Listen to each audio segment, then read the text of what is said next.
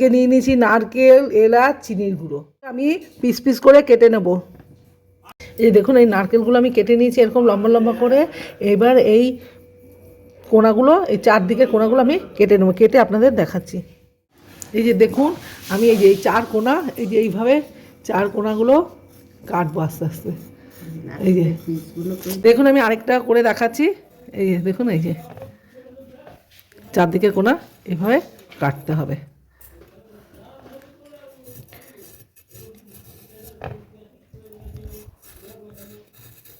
এই যে দেখুন এই যে এইরকম চারদিকের কোনাগুলো কাটতে হবে। চার কোনা কেটে নিয়েছি, এবার এগুলোকে পাতলা পাতলা করে এরকম কেটে নিতে হবে। আমি একটা কেটে দেখাচ্ছি।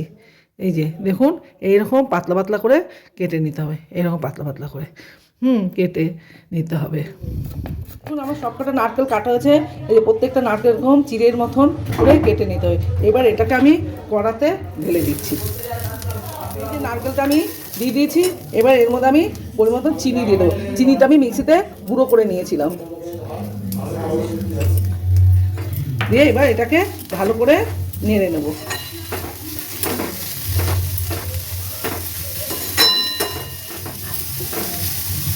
এটার মধ্যে আরেকটু চিনি লাগবে।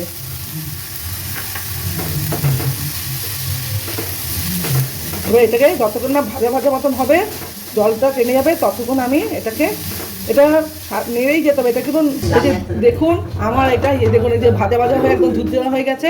এটা একটু আর একটু ভাজা ভাজা হবে, হয়ে গেলে এটার মধ্যে একটু এলাচ দিয়ে আমি নামিয়ে ফেলবো। এটা দেখুন এই যে ভাজা ভাজা হয়ে গেছে। এই যেটা আমার হয়ে গেছে নারকেলের চিড়ে, দেখুন একদম নারকেলগুলো চিড়ের মতন দেখতে হয়েছে। হ্যাঁ।